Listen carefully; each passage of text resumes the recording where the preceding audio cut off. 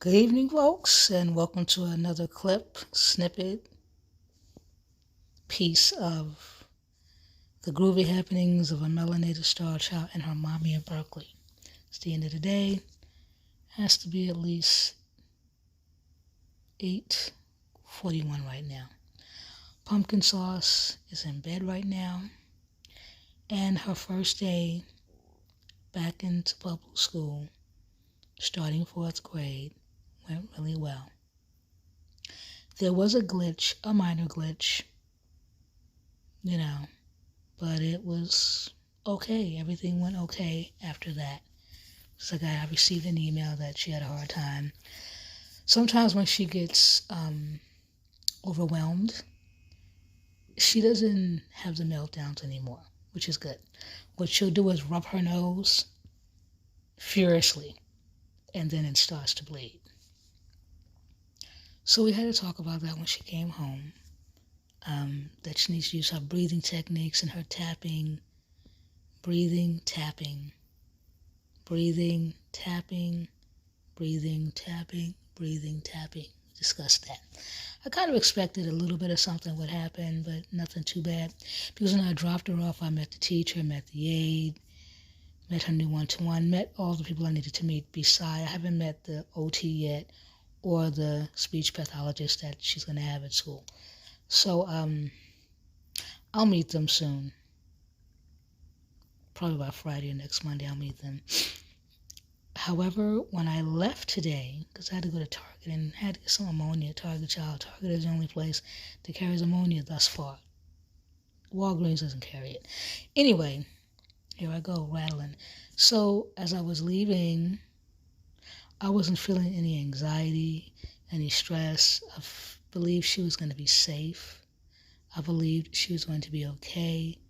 I believed that she was going to get through the day without anything hellacious and horrendous. I didn't feel like this harbinger cloud was going to be over her, was over me all day. I actually felt really amazing because I knew and believed and trusted that she would be more than fine. And she was, I was a little tiny scared, I'm not going to lie, just a tiny bit, but not enough to make me want to turn back around or go back around lunchtime and check this out. She did well. And the staff that she's going to be dealing with, they're very open to me giving them information they need. Because a lot of times the parents forget, even in IEP meetings and first meetings, meeting the support group, her team, not her group, but her team, you forget things. So I was emailing things today periodically just so I could make sure they had information. Because a lot of times, you forget stuff. But Tracy did show up like she promised she would and checked on Arisha. And she called me and she was all gushy and really happy that Arisha was doing well. And I'm happy. So at school, the kids are allowed to eat in class. Because a lot of them, just like to eat. Some are vegans. Vegans eat all day, you know that. Or they just allow the kids to eat. So she had her popcorn with her raw pumpkin seeds and raw sunflower seeds. However, I was told she wanted cereal like the other kids. They do provide them breakfast in the morning, but me, being who I am, I don't want to eat the cereal. Just because I started her off with a specific way of eating, I want to keep that going. So we just came back from Berkeley Bowl about half an hour ago, 45 minutes maybe. I had to get her some cereal, the good kind, not that stuff with all those chemicals and colors in it. And I'm pretty sure the cereal that they get at Berkeley, schools in Berkeley, is not overly sugary because I don't believe in that. They don't have the kids eating Doritos and crap for snacks. Anyway, I'm going to send her with her little bowl of cereal and a little jar of hemp milk just so she can feel like she's part of the class, because I don't want to do anything to make her feel excluded. So she's going to have her bowl of cereal that she brings from home to take to school. And the cool thing is she's not the only child in her classroom that only eats what is, sent from home, which is good. So she doesn't have to feel left out. So I just had to share that. It's rocking for her. It's going to rock. It's going to roll. And it's going to be amazing and fantastic and stupendous. Thank you for watching. Remember to subscribe, like, and share. And we also have a Facebook page specifically for her. Melanated Starchild. And on our timeline, there is the link to, I was itching, to join the group for melanated parents with melanated star children. And I'm doing it like this because I'm Black. I only know but to be what I am. And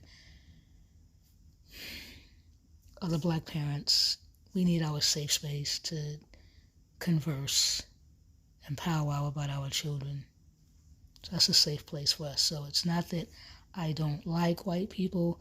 It's not even about that. It's about creating a safe space for people who look like me, who have children on the autism spectrum disorder, so we can, discuss our challenges and blocks that we have to deal with.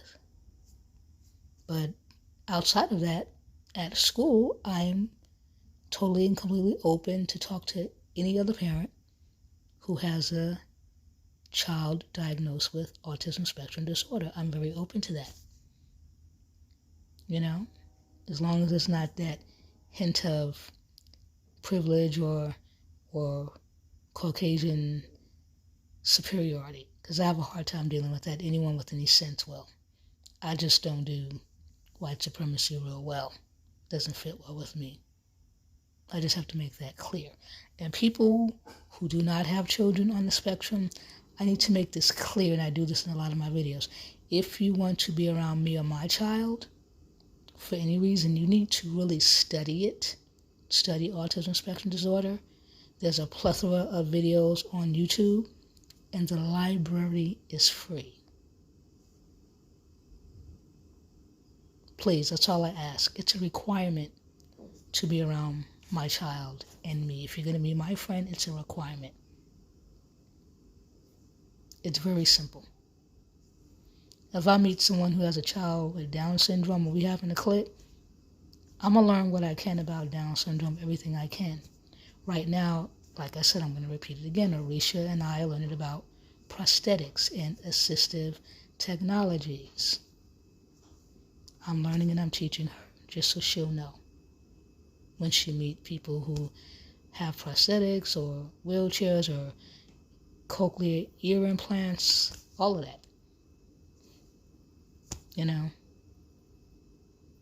Canes, whatever they're using, Braille, I'm telling her about Braille and all kinds of stuff. So yes, YouTube and the library is a good source.